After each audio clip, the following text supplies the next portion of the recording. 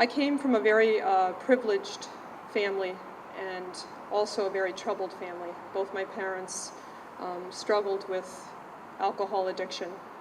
And as a result, I really had no sense of direction, or sometimes I even felt like I had no purpose. I too sought out attention at a very young age through alcohol, going to parties, trying to be accepted by people. I found quickly, at the age of 22, I did remain a virgin until I was 22. I was born and raised as a Catholic, and my parents took us to Mass every Sunday, but we didn't talk about our faith, we didn't talk about God. There was no sense of direction in that regard. And at the age of 22, I found myself, starting my life in college and wanting to become a chef. I was in Europe at the time for a whole year, and I met a young man who I thought, quote unquote, loved me. We kind of became close, and then we did become sexually active. And unfortunately, the first time that I lost my virginity, I was considered a late bloomer. I did become pregnant. I was devastated. I was terrified. I didn't know what to do, and my parents were coming to my graduation from culinary art school. And knowing my family, knowing my mom and dad, I knew that they would be greatly disappointed. When they did come to pick me up,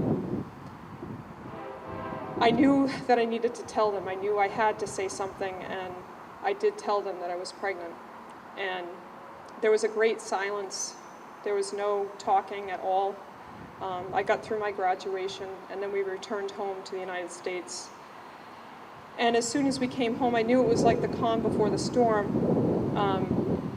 My mother went into a tirade, into a rage, and she was just adamant that I was going to have an abortion. There was no ifs, ands, or buts about it. There was no discussion about it. There was no discussion about how I felt. No empathy, no warmth, no why did this happen. My father grew silent. He said nothing. He didn't agree with it, I found out years later, but he never said anything. And my mother actually took me to her gynecologist, who, interestingly enough, sat us both down, and he said to my mother, your daughter's never going to be the same. Are you sure this is what you really want to do? He never directed the question at me, even though I was technically an adult at that time, but I felt like this little girl inside who couldn't make any decisions. And my mother was so stern with her decision at that point that there was no going back. I had what they call a therapeutic abortion, which it's anything but that. What they do in hospitals is they perform therapeutic abortions. They put you under general anesthesia, so you don't feel anything. I didn't feel anything. I was put to sleep. I remember waking up in the hospital, coming out of general anesthesia, and just feeling completely numb, like what just happened. There was no talking about it. The doctor didn't go over anything. He just kind of looked at me pathetically and left the room. And from that point on, my whole world started to crash in around me. I remember just not even being able to keep a job. I was newly out of culinary school. I went to work in Boston at one of the finest hotels in Boston and could not keep a job. And I went through a series of jobs after that, and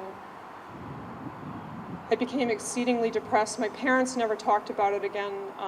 My brothers did approach me, and they asked me how I felt, and I couldn't open up to them. I didn't trust anymore. I lost that trust with my parents. The two people I thought I could really rely on had turned their backs on me, so I felt. And so I tried to go on with my life. It was just brutal. It was exceedingly difficult to try to face each day, to try to wake up and, try to be a person. I didn't feel like a person anymore. I felt like a monster and didn't know what to do or who to turn to. And so I got this other cooking job in Wellesley, Mass. And there I met a young man who was about 4 years younger than me. And at first we were just friends. And we had a lot in common in a lot of ways. And one thing led to the next. And again, I got involved with him. And About 6 months later, I became pregnant. Now this was in a year span of time, and what a lot of people don't understand is that when women go through abortion, a lot of times the womb is empty, and so subconsciously women try to replace that empty womb. I know that the first time I had an abortion, I felt the baby inside growing, and it was relatively early on in the pregnancy that it was ended. And it was almost like the year to the day that I had my second abortion, although this time was completely different because I was taken to Planned Parenthood, and it was completely different from the therapeutic abortion. This time I went through counseling, which they call counseling, but it's anything but that. I was also told similar things to Carol, like Carol was told. I was told that I was a young budding chef, I had my whole life ahead of me, this would impede on my career, that I really, I didn't have time to have a child at this point in my life, and that, it was just more trying to convince me to have the abortion. There were no other alternatives mentioned, no literature to explain the development of the child within me. So the day came, and it was actually, I mentioned before I am a Catholic, the feast day of Our Lady's birthday, which I did not know at the time. I remember being led into the room. I remember my boyfriend coming with me, paying for the abortion. And as we were walking up the steps to Planned Parenthood, before I went into the clinic, there were people outside the clinic protesting, but they were anything but gentle and kind. I was spit at. I was told I was a monster, all kinds of things. Then I was quickly led into a room when I went into the clinic and laid out on a steel table. And I remember just shaking uncontrollably. And I remember the doctor coming in, and he had no expression on his face. He had this just a very cold presence about him. And the nurse, I could see, felt bad for me. She was holding my arm, and I just started crying immediately. And then I'll never forget the sound of the machine. I think that was the hardest part, to lay there and to hear the machine and then the procedure that was being done. It was painful. And afterwards, the doctor and the nurse left the room. They left me alone. They said nothing.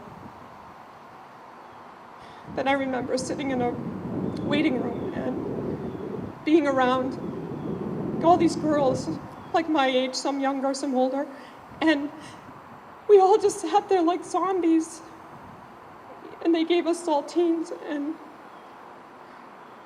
ginger ale. It was awful, and I remember the next day I was just so absolutely devastated, like, what have I done? I've done it again. I didn't think I could ever be forgiven. And I remember calling Planned Parenthood back and saying, please, I need to speak to somebody. And the woman that answered the phone said, we helped you all we can. And she hung up the phone. So I was left completely ravaged by, yet again, another abortion. And I tried to go on with my life. But I can say that over time, it took many years, my conversion began. I started to open up to God. And it was really through my grandmother and my great aunt, who were great women and very devout Catholics. Just their example. They didn't say much to me, but it was the way they lived their life that I remember. And my great aunt was a pivotal reason why I'm here today, why I'm healing from my abortions. She brought me on the journey back to Christ, to the Holy Mother Church, and to, most of all, Our Lady. Our Lady means so much to me. She is the reason why I am here, because she led me back to her Son with such great love. When I said my yes, when I said I'm ready to come back, I need help, I know that her loving arms were there for me. Jesus was there for me. I went through a lot of healing process. I went through a lot of counseling with no real help about my abortions either. It wasn't until I I was invited to go to a Rachel's Vineyard retreat that I really began my healing process. And with the strength of my husband and God's mercy is just endless. He blessed me with 5 beautiful children after what I had chosen to do. I have 2 sets of twins. Yes, I'm very proud of them too. Yes, I have 3 children that have disabilities, learning disabilities, but they've shown me how to love. It is through them that I see the rays of God's mercy, through my children, my living children. And yes, Sarah, Noel, and Michael Francis, I know are with me. I pray to them every day. This is what it's about, ladies and gentlemen who have suffered through this. It's about saving souls and helping women back.